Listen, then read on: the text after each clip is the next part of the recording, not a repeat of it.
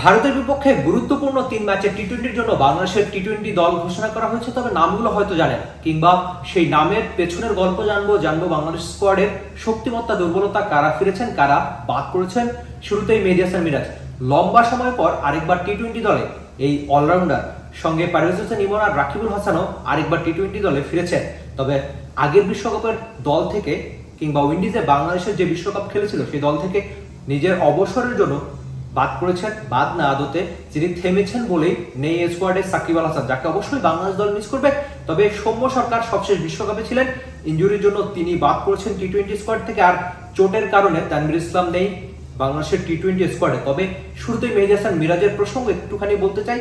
এই অলরাউন্ডার লম্বা একটা সময় পর আরেকবার টি-20 দলে তিনি নিশ্চয়ই চাইবেন নিজের এই ফেরাটা রাঙাতে। আর সাকিব আল হাসানের শূন্যস্থানের জায়গায় রাকিবুলকে অবশ্যই দিতে হবে বাড়তি কিছু।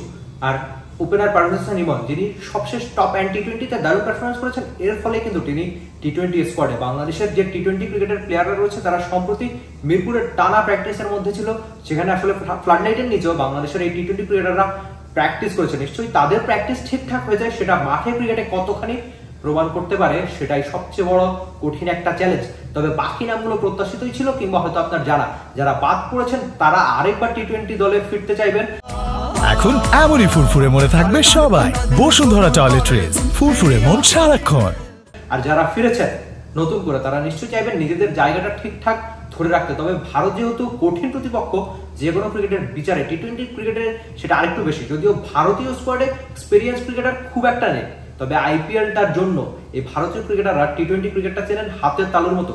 নিশ্চয়ই বাংলাদেশি ক্রিকেটারদের সামনে কঠিন একটা পরীক্ষা অপেক্ষা করছে। তবে স্কোয়াডের বাকি নামগুলো প্রত্যাশিত। এখানে মেহেদী হাসান মিরাজ দিয়ে একটুখানি বেশি বলতে হচ্ছে, কেননা লম্বা একটা সময় পর তিনি পারফরমেন্স করে আরেকবার জাতীয় দলে ফিরেছেন, সেজন্য তাকে অবশ্যই বাড়তি কিছু করতে হবে। রাকিবুল, তিনিও আসলে সাম্প্রতিক সময়ে খুব ভালো বল করছেন। যদিও এখানে নাসু আহমেদ কেন আরেকবার দলে ফিরলেন না সেটা নিয়েও হয়তো আপনার প্রশ্ন থাকতে পারে। তবে রাকিবুলের এই ফেরা তিনি রাঙাতে যাবেন। তবে বাংলাদেশের জার্সিতে কিন্তু এর আগে তিনি আন্তর্জাতিক টি-20, আরেকবার বলছি আন্তর্জাতিক টি-20 কিন্তু তার খেলা হয়েছে। এমন না যে জাতীয় দলের হয়ে এখন পর্যন্ত ডেবু হয়নি, যদিও সেটা আদতে ছিল এশিয়ান গেমসে, মানে সিনিয়র জাতীয় দলের ক্রিকেট ক্যারিয়ারে না হলেও বাংলাদেশি জার্সিতে আন্তর্জাতিক টি-20 ঠিকই খেলেছেন। আর পারভেজ হোসেন ইমন, স্বীকৃত টি-20-তে বাংলাদেশের দ্রুততম সেঞ্চুরিয়ান কে জানেন? এই পারভেজ হোসেন ইমন। তিনি নিশ্চয়ই তার জায়গাটা পাকা করতে চাইবেন, কেননা যেহেতু অনেকদিন পরে স্কোয়াডে আরেকবার ফিরেছেন, যদি সামান্যতম ভুল হয় বা খুব ভালো পারফরমেন্স না করতে পারে তাহলে তিনি আরেকবার ছিটকে যেতেও পারেন। তবে আমরা আশা করবো নিশ্চয়ই বাংলাদেশ দল দারুণ পারফরমেন্স করবে এই ভারতের মাটিতে।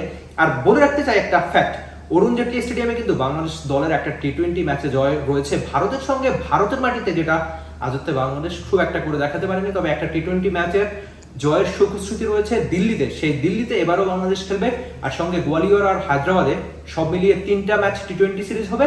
আর সবগুলো ম্যাচ আপনি টেস্ট সিরিজের মতো এই টি-20 সিরিজটাও দেখতে পাবেন দেশের একমাত্র স্পোর্টস চ্যানেল টি স্পোর্টসে। আর যাবতীয় ক্রিকেট গল্প জানতে অবশ্যই আপনাকে চোখ রাখতে হবে দেশের একমাত্র স্পোর্টস চ্যানেল টি স্পোর্টসে। আপাতত বিদায় নিচ্ছি, নিশ্চয়ই দেখা হবে আপনার সঙ্গে অন্য কোনো ক্রিকেটীয় কন্টেন্টে। Rifat Emir, T Sports, Kanpur, Bharat. For more updates, subscribe to our YouTube channel and click on the bell icon. Follow us on Facebook and Instagram. Download T Sports app to enjoy exciting games and highlights. Visit tsports.com.